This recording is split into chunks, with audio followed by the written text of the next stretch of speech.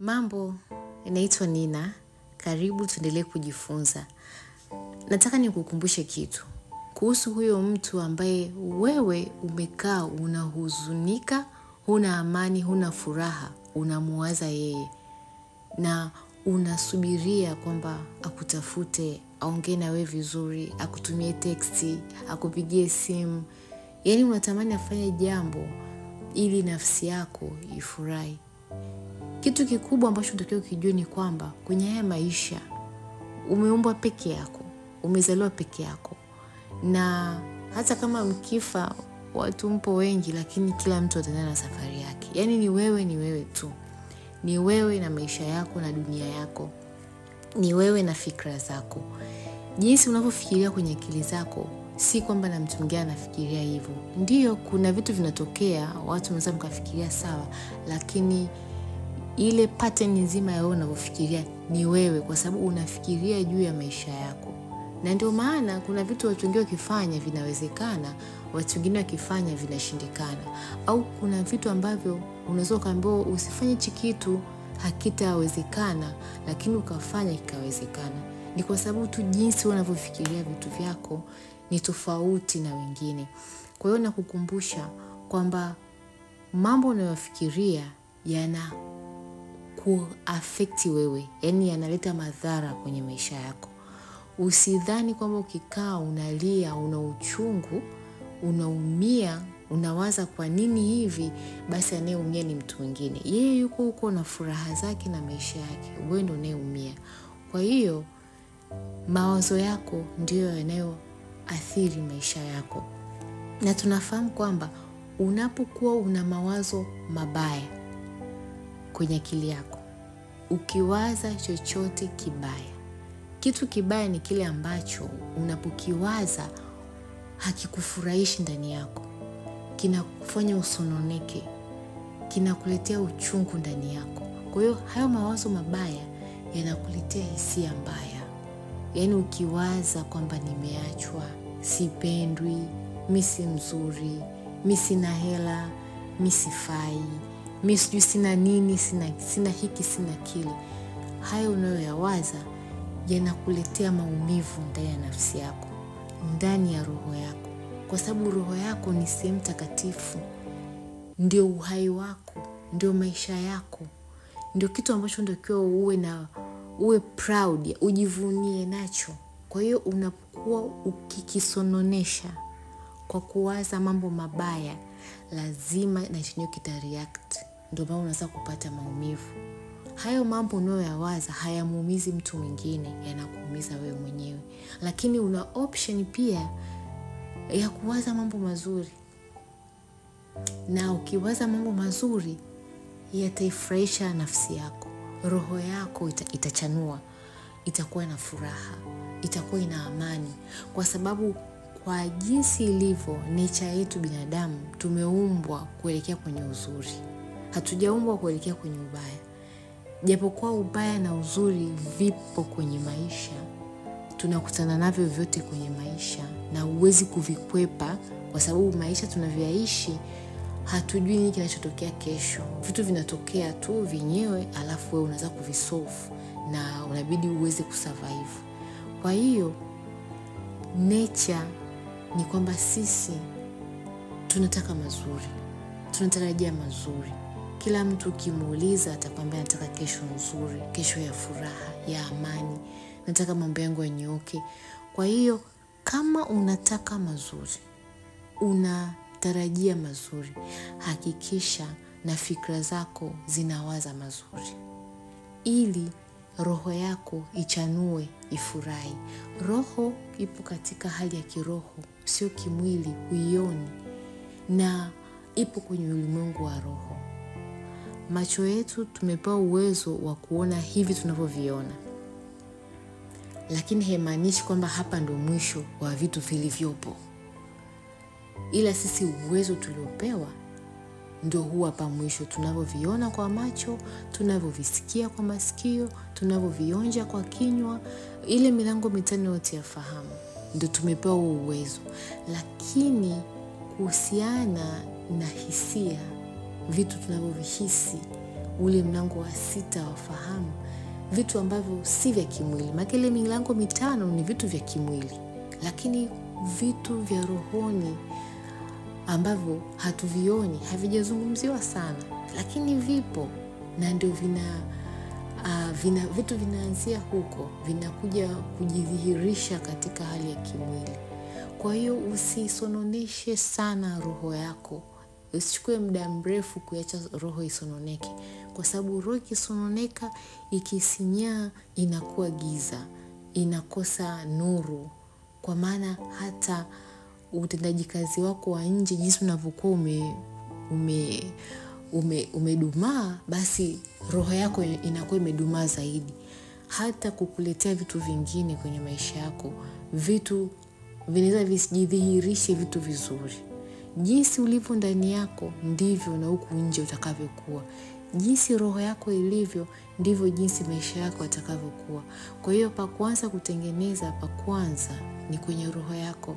Ndio maana pamoja na kwamba vitu vinatokea vya vibaya, vya kukuumiza, vya kutokufurahisha, usichukue muda mrefu kuendelea kuvikumbatia.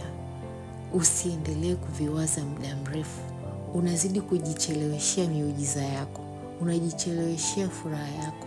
Kwa maana ukikaa muda mrefu kwenye huzuni, roho yako inasononeka, na mambo mengi ambayo yataendelea kutokea kwenye maisha yako yatakuwa ni ya kukusononesha, ya kukuhuzunisha, ya kukukasirisha, kukunyima furaha, kwa sababu roho yako imesinyaa.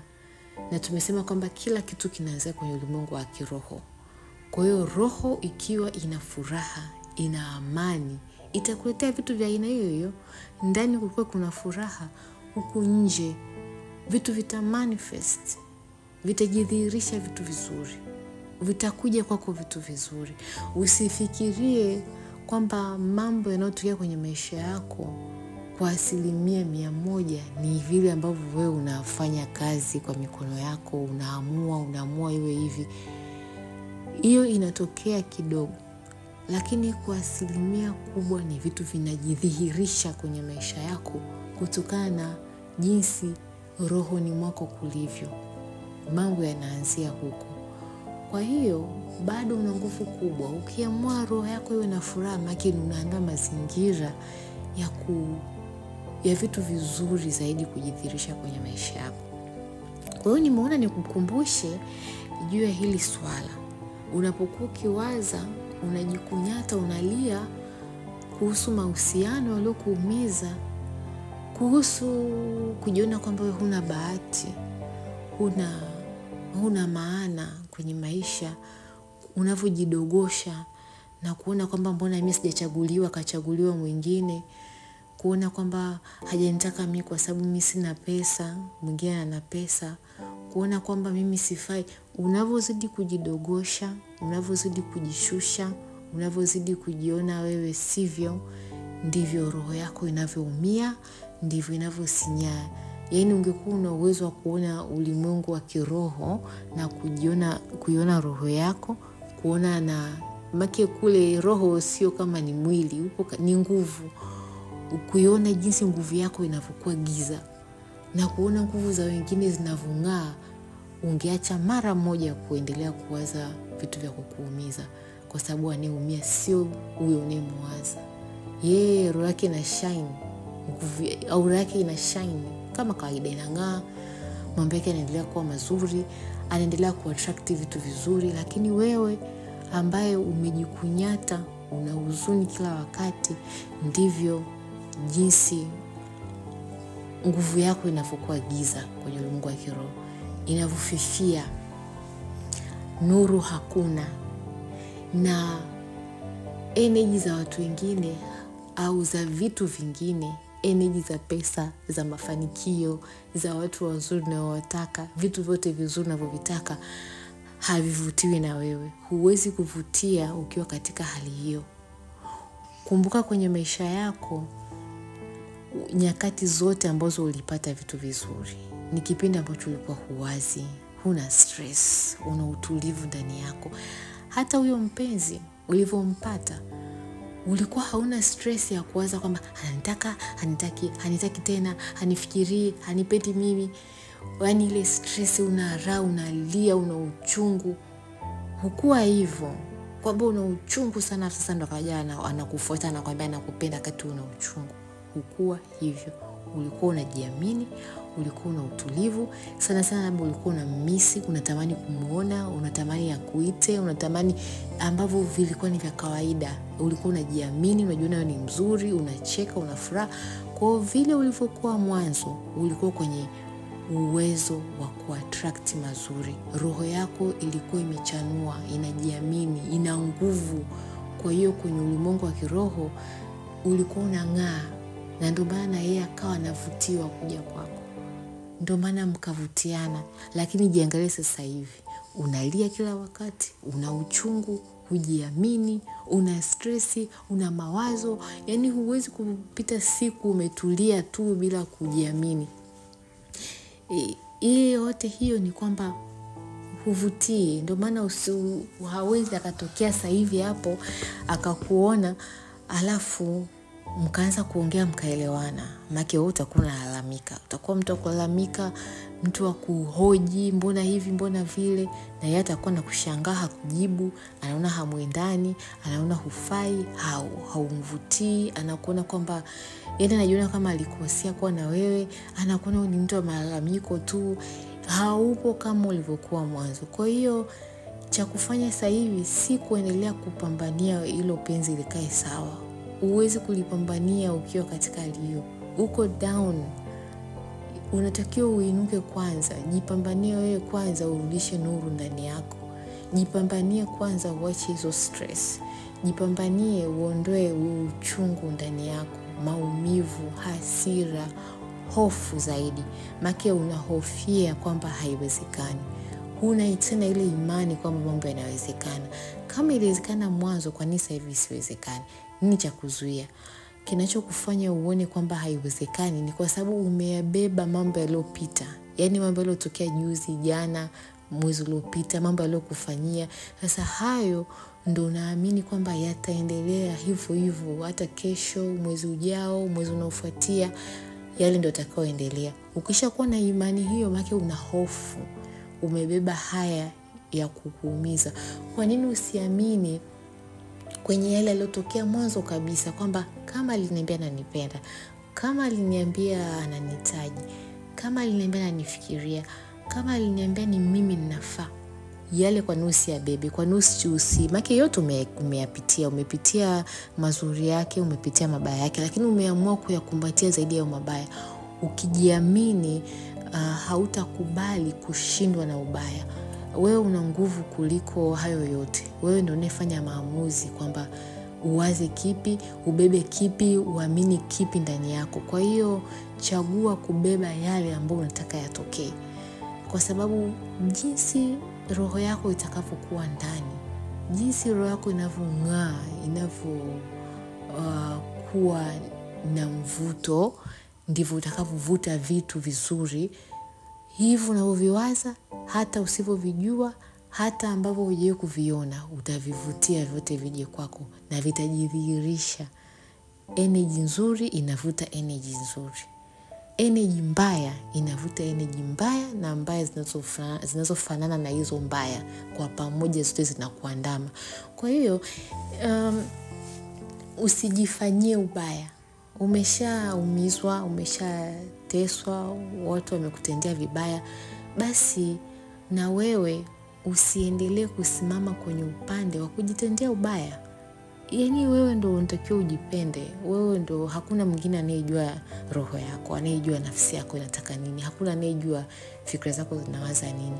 Hakuna, na hata katokea atakayeweza kusoma exactly akili zako kwa ujumla zinataka nini. Wewe ndo unayejifahamu. Hata huyo mpenzi wako utakuwa naye, lakini hawezi hata siku moja akafungua akili yako kusoma wewe unataka nini. Kwa hiyo rafiki namba 1 wa wewe ni wewe mwenyewe. Kwa hiyo acha kuendelea kujiadhibu kwa kuendelea kujaza uchungu, kwa kuendelea kuweka giza kwenye roho yako. Jipendelee, jiweke namba 1. jikumbuke kwamba wewe ndo rafiki yako namba moja. Jitengenezee uzuri kwenye maisha yako, jitengenezee mazuri ndani yako.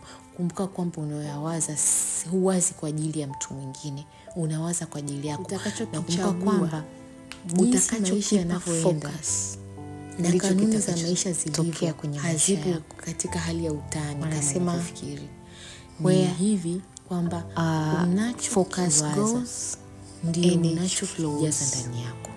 Popote utakapopeleka unavyoviwaza ukiwa katika conscious, ndipo nguvu yako itakapochukuliwa kwenda kwenye subconscious mind. Focus kwenye kushinda vilivyopo kwenye subconscious mind yako yote, ukiviamini, yaani ukiamini kwamba mimi sifai, ukiamini kwamba mimi sipendi. Maana unajisemea mara kwa mara, unajiwazesha na mwisho wa siku utashinda, ukiamini kwamba mimi ndo imeisha, kwamba ukae ndio imeisha. Nikumbusha kila wakati kwamba utashangaa ananihitaji hivyo, kwa sababu hiyo ifanye hivyo mara kwa mara, maana ndio itakayobeba hali ya hofu imefichika ndani yako wa kiroho, hiyo kujilazimisha. Manifest point sio kusema mara kwa mara, japo kwa kujisemea mara kwa mara, kujitamkia, kuamini kwamba chochote utakacho katika level tu ya kawaida ya conscious inasaidia kujifundisha ndani yako kuamini kwamba mambo yapo hivyo. Lakini pointi kubwa ni kwamba wewe kupata utulivu wa kiroho, utulivu wa nafsi yako. Yaani kutokuwa na stress. Kwa vyovyote vile, kama una namna yote unaweza kufanya ili upate utulivu ndani yako, inabidi ufanye hivyo, kwa sababu vitu unavyovihitaji, mambo unayoyataka yatakuja kipindi ambacho wewe huna stress. Vitu vinakuja kipindi ambacho wewe uko na utulivu ndani yako. Ukishakuwa na utulivu, maana yake tayari roho yako ipo katika mngao wake wa kawaida, ipo kwenye mvuto wake wa kawaida, inavutia energy zingine za kufanana na jinsi roho yako ilivyo. Kwa hiyo ukiwa na stress, ukijisikia na unaumia ndani yako, ukijisikia una uchungu, una hasira, una wasiwasi, unaogopa, manake upo kwenye negativity, upo kwenye mawazo mabaya. Lakini ukijisikia utulivu ndani yako, una amani kabisa ndani yako, hata ukisikia nini unaweza ukashtuka, lakini hukai muda mrefu kwenye hiyo hofu.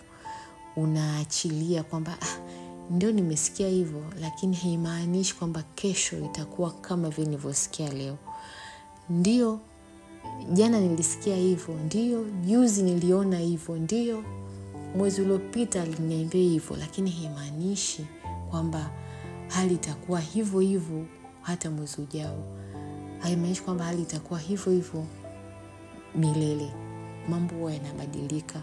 Ukijijengea imani, ukajiamini, ukajiweka katika ukubwa huo, ukaacha kujidogosha, kujiona kwamba wewe hufai, wewe huna thamani, yani wewe huwezi kupata hicho kitu unachokitaka, ukaacha kufanya hivyo, unajiweka kwenye mazingira ya kuattract vitu vizuri unavyohitaji kwenye maisha yako. Na hii sio kwamba ni story, ni kitu ambacho ni cha kweli kabisa, kwa sababu kila kitu kina formula zake. Maisha jinsi yalivyo kwa kawaida, kwa formula za kimwili, kwa masuala ya ile milango mitano ya fahamu, yani kwenye ule ufahamu wa kawaida wa kimwili, una formula zake na vitu vinajulikana. Lakini kwenye ulimwengu wa kiroho pia una taratibu zake, na taratibu zake ndio hizo tu. Na kwa sababu vitu vinaanzia kule, vinakuja kujidhihirisha kwenye hali ya kimwili, basi ukijaribu kuzifuata hizo taratibu, utaleta mwenyewe ushuhuda wako kwamba nilijaribu kuwa hivi, nikafanya hivi, na kweli katokea hivi. Hakuna namna nyingine. Hiyo ndio namna ambayo inajulikana at least kwa sasa hivi kwenye haya maisha ya sasa, kwamba unachokiwaza ndani yako, unachokifikiria na kukiamini, ndicho ambacho kitaendelea kutokea kwenye maisha yako. Full stop. Kwa hiyo waza mabaya yataendelea kutokea, waza mazuri yataendelea kutokea, lakini katikati yake pale kuna utulivu. Kwamba ukiwa na utulivu, unakuwa kwenye nafasi nzuri ya kuattract chochote ambacho unakitaka. Nimetoa mfano kwamba kumbuka ulivyokuwa mwanzoni, ulikuwa katika hali gani, ulivyokuwa katika hali ya utulivu, katika hali ya kujiamini, ya kujiona wewe ni mzuri, ya kujiona wewe unafaa, ya kujiona kwamba wewe wa muhimu, uliweza kuattract vitu vizuri kwenye maisha yako. Lakini sasa hivi uko kwenye hali hiyo ya kujiona hivyo unavyojiona, ndio maana huwezi kuattract hivyo vitu unavyovitaka, vitu havitokei. Kwa hiyo jitahidi kubadilika na kuwa katika hali ya kuamini mazuri. Basi kama umenielewa, weka comment hapo chini niambie tu nimeelewa. Pia like, share, subscribe kama hujasubscribe channel yangu, nagusa kengele ili nikiupload video nyingine wewe wa kwanza kuisikiliza. Ciao.